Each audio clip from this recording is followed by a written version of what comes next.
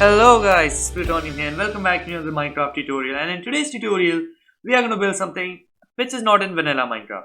Let me give you a background story. A couple of days back, this guy made a video on how to make a working Rubik's Cube in Minecraft. But he did not do it in vanilla Minecraft, he did it using the create mod. And if you guys have been watching his videos recently, like for actually a very long time, he doesn't make a lot of tutorials. And so I actually recreated this model of his working Rubik's Cube inside of my own world, and today I'm going to teach you how to build this Rubik's Cube so that you can actually impress your friends and show them what a genius of a redstone guy you are. Well, actually watch my videos. PS, tell them to subscribe. It's absolutely free and you can always change your mind if you don't want to, watch my videos. You can always unsubscribe.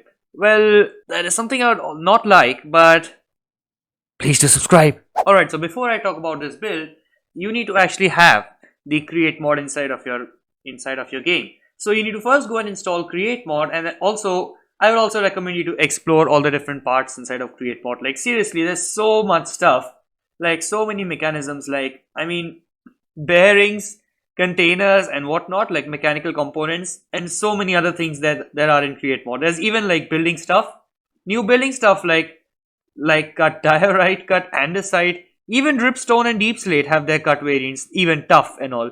There's all this new stuff. Now, how do you actually install create mod inside of Minecraft? You need to have a mod loader. Well, the most recommended mod loader for create mod is actually Minecraft Forge. So, I'm actually using create mod for the latest version, which is Minecraft 1.18.1. And to install create mod for Minecraft 1.18.1, which is actually the latest updated version, you need to have Forge version 39.0.45 or higher, and also along with that you're going to need FLYWHEEL mod, which is actually in the same page along with create mod. Anyways, links to download everything will be in the description, so once you have downloaded them all, you'll be back in track with us for the tutorial.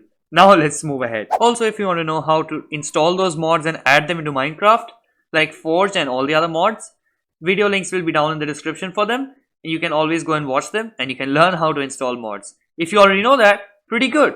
Let's move ahead. Alright, so coming back to our Rubik's Cube. Well, how does this work? Obviously, each cube has 6 faces, and for each of these 6 faces, we have a control panel consisting of 2 buttons. One for rotating it clockwise and the other for rotating it anti-clockwise. So the button on the right will actually rotate the face clockwise, as you can see so. Yeah, it's a bit laggy, I know. And just as you saw, there might have been some glitching stuff going on because the blocks have been rotating. Yeah, create mod is a bit buggy and I really can't do anything about it. Anyway, so that was the clockwise rotation, and if you press this button, yeah, so it moves anti-clockwise, and this time the lag was much lesser. It's probably because that was the first time I rotated a block after I opened the world. Anyways, so yeah, so if we actually talk about a real life Rubik's Cube, how does that work? So whenever we rotate one of these faces, you see that all of these 9 pieces on this face of the cube actually rotate together. But if after that we rotate another face which is next to this face, like for example this red face behind me, then the blocks which were on the top here, they could have been on the right or on the left depending upon whatever that is, and then those blocks would have been on the red face now. That means if this red face needs to be rotated, these blocks will also need to rotate with them. That means they have to detach from our blue face. So basically we need to have a system so that we can easily detach or attach these pieces together in the same face. And how do we do that? With the use of a sticker. So how does a sticker work? Well, let me show you that. So if I grab myself a power source like a block, a redstone block, and any random block. So this sticker has a slime block face, as you can see. So this is actually used for sticking, right? So if we give this thing power, you see that our block actually sticks to this sandstone block. Now if I move this together, both of these blocks will move at the same time. But if we give it another redstone, well, a redstone pulse rather, if we give it another redstone pulse, it will actually detach from its block, which means now both of these are independent of each other. Now this is not how a piston works. Like a piston is different from a sticker in the sense that a sticker always remains attached to its block, while a piston will only remain attached to its block when it is retracting it, and I mean sticky pistons, not regular pistons. Okay, so after we have seen that, we have seen how a sticker works. This is the basis of how we are going to rotate every single block. So this middle block is the one that is going to be the rotating block of the face, So once we rotate this, before that, what happens is that all of these blocks actually stick to the middle block with the help of these stickers. And after they have finished rotating, we detach the blocks so that they no longer stick to this face, and when we want to rotate another face, we can easily move the common blocks and there will be no issues. Right. Now, this looks very simple, but actually it is a bit complicated from the inside. You can see that I've tried to fit in all of the redstone on the inside. You can see there's a lot of components, and I mean a lot. Like, just look at all this. There's so much redstone receivers and sort. There's like creative motors, there's gear shifts, there's, yeah, if you actually know all of these items in create mod, I already told you to explore all of these things. If you haven't yet, go and explore create mod and then come back to the video. Anyways, talking about the gear shifts, then sequence gear shifts, then mechanical bearings, yeah, all of this stuff, there's just a multitude of stuff going on inside here. So if you want to learn how to make this build, let's move on for the tutorial. Alright, so to build the Rubik's Cube, we are going to need a 13 by 13 area. But in reality, you need to have a much bigger area because you also need to install these button panels here. I have installed them on all the 6 sides of the cube, but if you want, you can actually place them all together in one single line. That will be much easier. I have just added for demonstration purposes that each of these buttons is for a different face. But you can just add them all in a line, if you can remember which one is for which face. Anyways, so come to the center of this block, and I would request you to at least build some 10-15 blocks above this. So somewhat like up till here I stop, and then you can remove all of these blocks in the middle of this block right there. So this block is going to be the center of your Rubik's Cube. This is where all of things are going to be around. So what you need to do is you need to go one block out in all the 6 directions from this one block right here. And oops, that's not the one. Right, after that you're going to place 6 creative motors in all the 6 directions.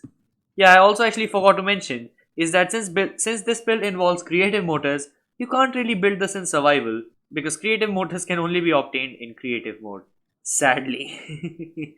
So there's no use actually providing a list to build this thing in survival. Anyways, why would anyone build this in survival? I mean, if you want to build, you may try, but there are no creative motors. That means you have to find some other way of generating energy to rotate this Rubik's Cube. Well, anyways, coming back to this, on all 6 sides, you need to place these creative motors like this. Now remove these 6 blocks so that you can actually change the speed of rotation of these motors. Now, if you are wearing engineering goggles like me, you can see right here, these are called engineer's goggles, you will be actually able to see all of the statistics of each and every mechanical component. For example, this motor has a speed of 16. Now, if you actually scroll this, you can increase or decrease the speed. We want the speed to be 32, so we are going to scroll it up until we get to 32 like that. Do this for all the 6 motors, and in the end, it would look something like this. Right, after you have done that, we are going to install a gear shift on all of these 6 motors, like so. Now, the use of a gear shift is actually that when you power a gear shift, the rotation direction is actually reversed, and that is great. And what do you mean by power? Redstone power. So if you give redstone power to a gear shift, the rotation direction actually reverses. Anyway, so we are going to place all of this like so on all the 6 directions. After that, we are going to add a sequence gear shift on each of these right there. So along the axles, we have sequence gear shifts all along. Now, a sequence gear shift can actually be programmed to perform a specific function of rotation so that you are able to, make this Rubik's Cube rotate. So if we open or right click this sequence gear shift, you can see that we have a sequence of things that we can do. So we can actually scroll through these events like turn or time delay. We can await for a new redstone pulse. We can also turn to move a piston or pulley or a gantry shaft. But anyways, what we simply want to do is we want to turn this thing by 90 degrees. Now, you can see that the input speed is towards forward. But if we do it towards reversed, this will actually rotate 90 degrees clockwise. So actually we want this to rotate clockwise when we press the button for clockwise rotation. So we are going to scroll down and you're going to set it to input speed reversed. Let's do that for all. And why actually we are doing that is because when we want it to rotate anti-clockwise, we will actually power this gear shift, which will actually reverse the programming of the sequence gear shift. And we need to do this for all of these, so go ahead and do that. And in the end, also make sure that you have done everything correct, because there's going to be a lot of things going along. So you need to keep checking stuff so that you don't make any mistakes, because that could break your build like really bad. Yeah, right. Okay. After that, we are going to add 6 mechanical bearings at the end of these 6 sequence gear shifts. So this is basically the heart of all rotation of your Rubik's Cube. And this is what actually, what a real Rubik's Cube looks like. The inside of it, this is how it rotates. It's just that there's not machines involved. It's just pure mechanical parts which have to be moved manually. You know, Rubik's Cubes are not automatic. Anyways, so after we have done that, we can start building the Rubik's Cube. Alright, so the longest part of the build actually comes now. So we are going to build all the 6 faces of the cube. So how you are going to build this is, first you need to have 6 colors of concrete and another color so that you can actually make the borders. Now these 6 colors could be anything, and you can use any kind of block. It could be wool, it could be terracotta, it could be glazed terracotta, whatever you might want to use that has color. And along with that you need super glue. Now a tip to using super glue is, if you hold it in your offhand, whatever block you place will actually stick to the block you placed it on. Now actually here the mechanical bearing already has glue on it, so you can actually simply place the block like this. But if you place a block next to this concrete, you see that there's particles coming out, and that actually means that you stuck this block using super glue. So whenever this mechanical bearing will rotate, both of these blocks will rotate together because they are stuck to each other, as well as the mechanical bearing. So we are going to make 3 by 3 squares for each of these faces, something like this. Then I'm going to change the colors, and yeah, I'm going to make them in such an orientation such that it makes a standard Rubik's cube, so that when blue is in the front, red is towards the back, red is towards the right. Oops, see, that's not where I wanted to place. So red is towards the right, green towards the back, orange towards the left, yellow towards the top, and white towards the bottom. Right, so after you have done that, we are going to leave a 1 block space between all of these, and then we are going to add more 3 by 3 of these squares. So we are going to make this as that the cube actually is solved. So what we are going to do is, we are going to make a 1 block gap like this using temporary blocks, and if you are holding the glue, no problems, you can remove this block and then you can remove the glue from both the sides like so. Now this is going to take a long time, so I'm just going to skip to the end of it like so. So after you have finished adding all the colors, this is what your cube should look like. 9 3 by 3 squares of each color on all the faces, with a 1 block gap in between. Now what we are going to do is, we are going to add the bordering, because these corner pieces and these edge pieces are anyways going to stick together, whatever the case be, just like in an actual Rubik's cube. So what we need to actually do is, we need to actually add all of these borders, and we need to stick them together properly so that they all become a single piece. So what I'm recommending you to do is, you should probably add all the super glue on all of these edges like so that when you add the borders, it sticks perfectly so that everything is just one piece. Now you can add the blocks like this, and I'm using black concrete here, but you can use any type of block you wish. It just has to be not one of these 6 colors. That's it. And like so, we have created a corner piece. We need to do this for all of the 8 corner pieces, and for the edge piece, we need to place glue here, and then place the border so that it all sticks together as one single piece. Right, quickly do that, and then we'll move on to the next step. So after adding all of the border blocks, we should be left with 26 individual pieces, out of which 8 are the corner blocks, 12 are edge blocks, and 6 are the centers. Make sure to add glue on every single edge so that you don't end up making parts that slip against each other. Basically what I mean is that in the finished product, there could be a chance that this piece and might not stick to this piece because you just added glue on this side. And what might happen after that is, in the jumbled state, we can have some illegal or maybe some unwanted pieces which are not in the right shape. We need to keep these things together all the time. This piece should stay like this wherever it is in the cube. Right. So after you have done that, now we are going to add our stickers, which you can see over there. So what we are going to do is, we are going to get rid of all of these blocks, because finally we don't need any of this. But I think we are going to need the black blocks anyway, so I'm going to get them back later. So what we're going to do is, we are going to grab a sticker like so, and we should still have the glue in our inventory. Right. So how are we going to place the stickers? So you can see here that from each center block, we have 4 stickers coming out towards these edge blocks, and from these edge blocks we have 8 of these stickers coming out towards these corner blocks. So we need to place 12 stickers every face, and this is the orientation of them. We need to make sure that these stickers are always facing away from the center and towards the corner, like so. So we are going to go back to our tutorial part here. So we are going to place a sticker like so, and you need to make sure that you're holding the super glue so that it sticks to the middle block like so. Do the same on this side, and on this side. Make sure they are facing towards the edge blocks. And now for the edge blocks, you need to make sure that the stickers are facing towards the corner, like so.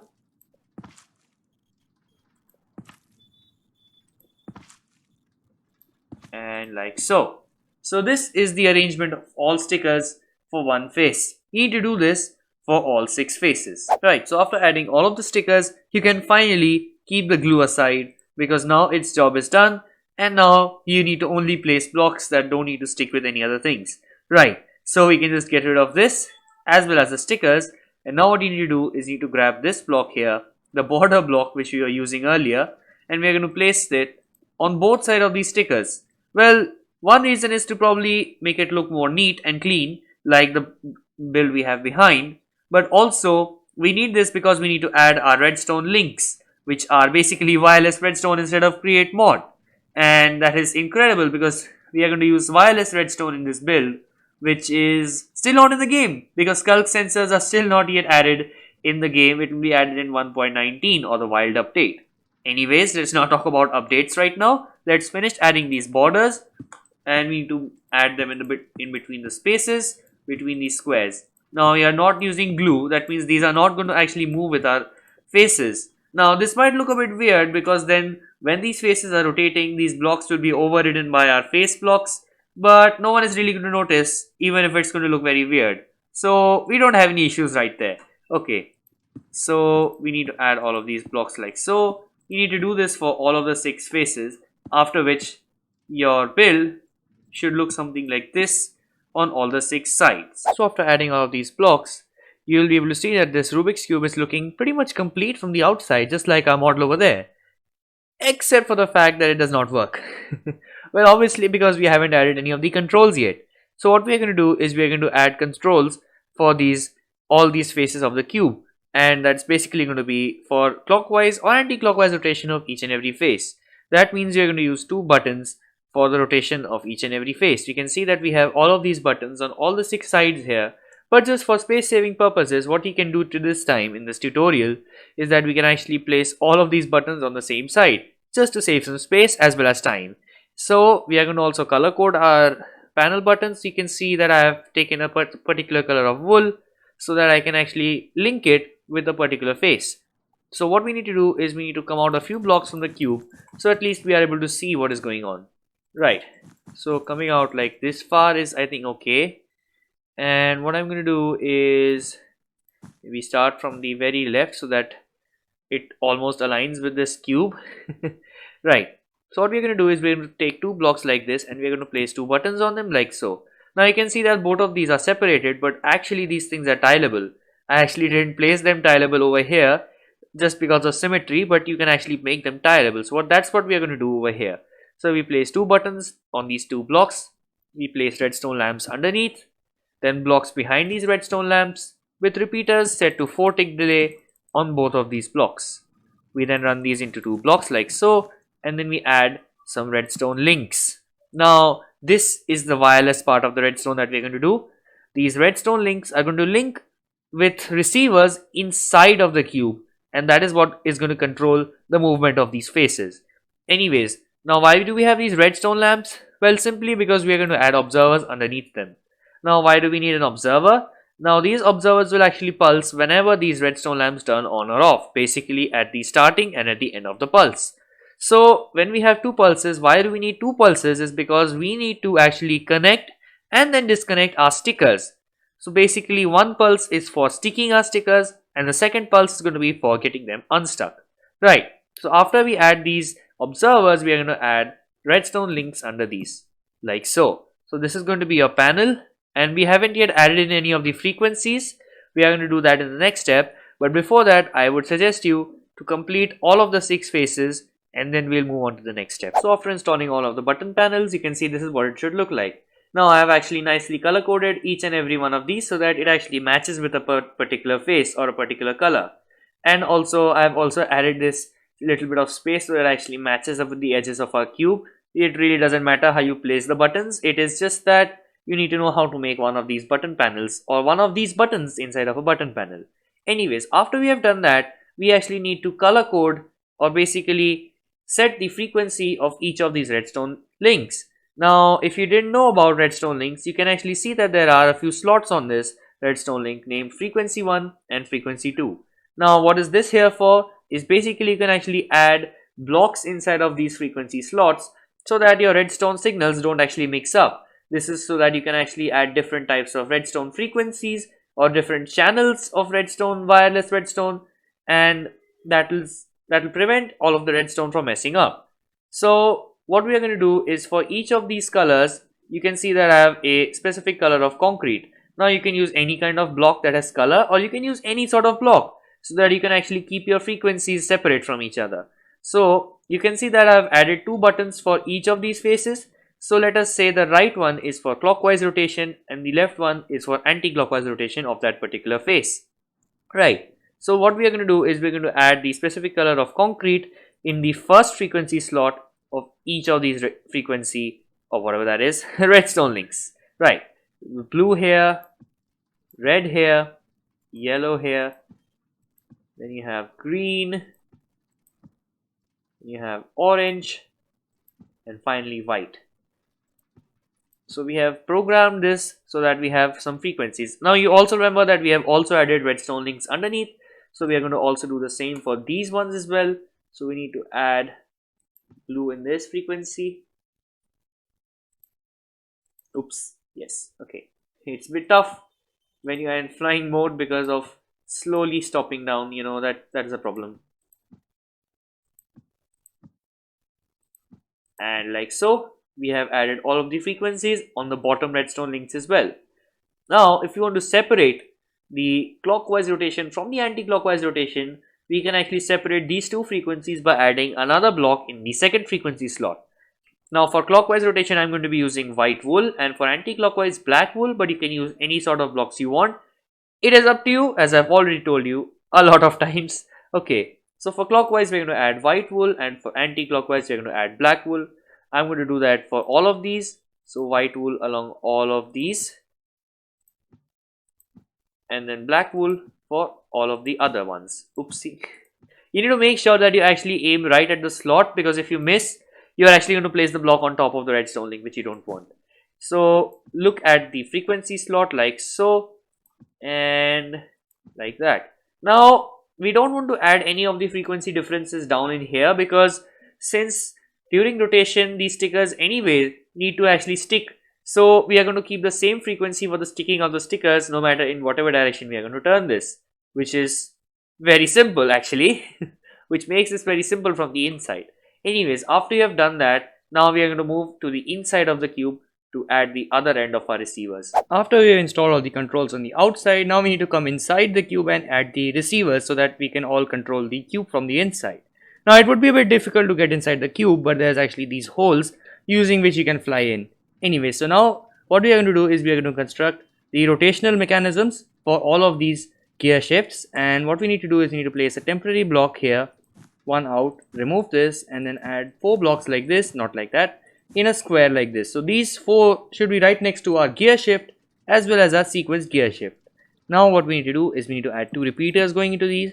This one needs to be set on 2 ticks. Now why do we need to do that? Is because if this is on 1 tick and this is on 2 ticks, the gear shift will activate first, followed by the sequence gear shift, which means our rotation sequence will be reversed. And this is actually for the reverse rotation, that's why. We add a redstone dust here, and this is pretty much all of the redstone for the inside of the rotational, the rotation controls, except for we haven't yet added in the redstone links. We haven't done that yet, but we will soon be coming back to that. Now you can see that we have already done the 4 sides like this. Now after we do that, we need to do the vertical sections as well, but the section here is going to be different. The redstone needs to be slightly more advanced. So what we need to do is we need to add a block here which goes into this sequence gear shift. Sorry, this is a gear shift, not a sequence gear shift. That one is a sequence gear shift.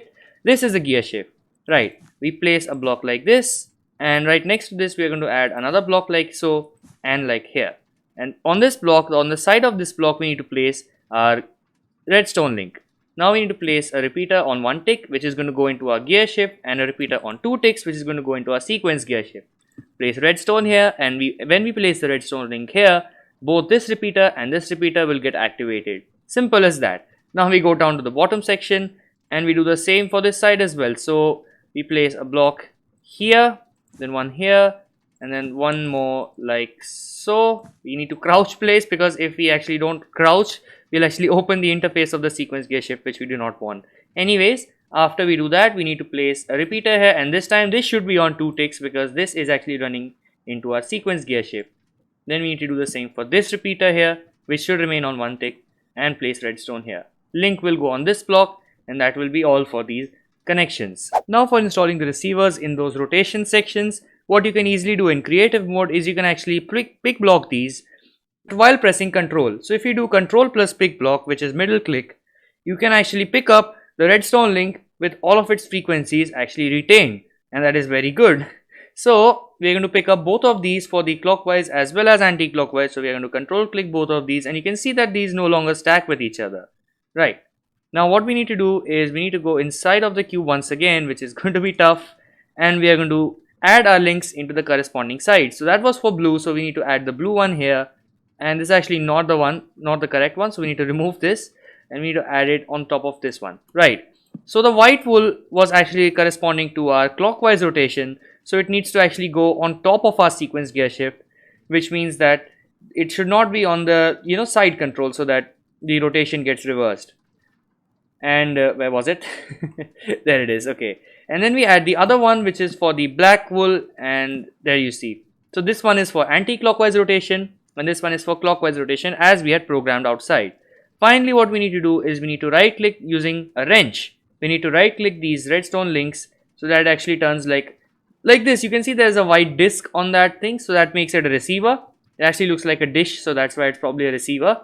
Do the same for this one, and we have installed one of these. Now you need to do this for all 6. You can go outside the cube, control plus middle click them, and add them in the right places. After installing all of the redstone receivers for the rotation, you need to make sure you need to right click each of them with a wrench as well. After doing that, we just fly out of the cube. Now that was very smooth. And now we need to control the stickers. Now you can actually see that if we press these buttons, the central cube of every face, the central square of every face, is actually going to rotate. So if you press right, you see it rotates right, like that, clockwise. And if you press this button again, clockwise, anti-clockwise, it rotates anti-clockwise. Brilliant. But now we still need to actually move the entire face, which means we need to control our stickers. So what we need to do is we need to go underneath, and we need to control middle click, basically control pick block all of these receivers down there at the bottom, and then simply go inside and place them in a pattern, which I'm going to tell you right now. So we pick block all of these using control like so, and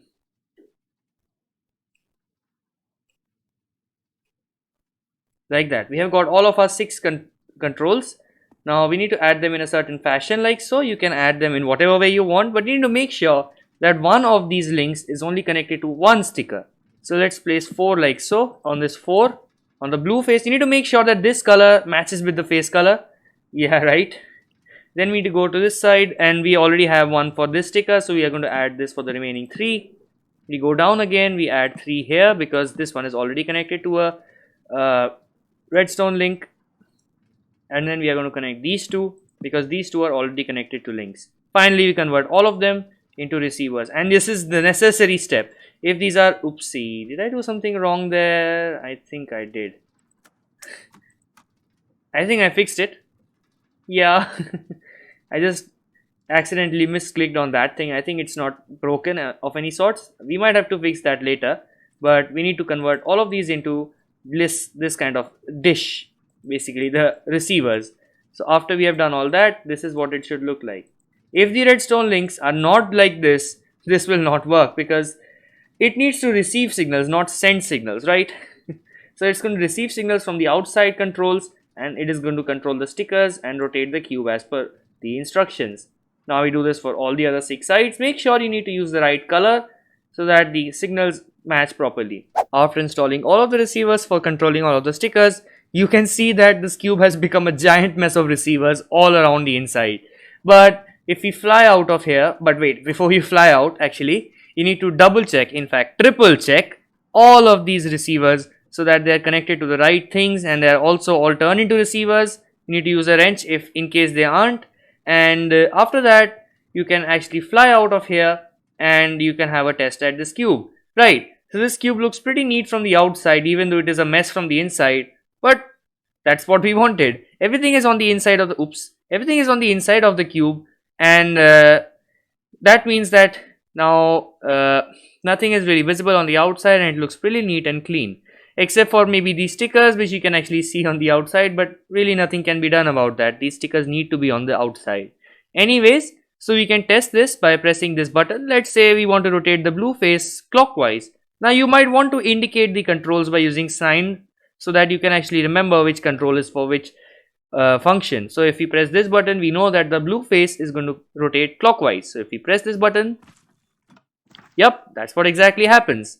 Now this is the point where you need to actually check the connections with all of your pieces actually. So you can see that every single piece has been stuck perfectly with glue and everything is right where it should be. Right, so if we rotate another face, we can actually detach these pieces from the blue side. So let's say we rotate the red face clockwise, and yeah, these pieces have now moved out from the blue face.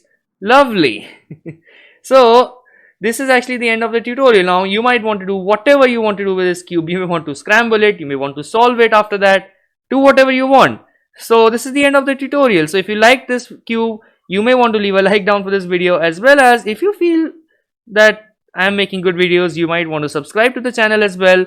And if you want to suggest more tutorials, you can always comment down in the comment section so that I can make more tutorials. I am actually, running low on ideas right now, and that's why I might need some comments so that you can help me make some tutorials. I might want to continue making more tutorials using Create Mod, and since you already know how to install Create Mod and have it on your laptops or computers or whatever device you might use to play Java Edition, and then you can probably make all of this stuff as well. So in the end, I would say thanks for watching, and I'll see you in the next video. Bye.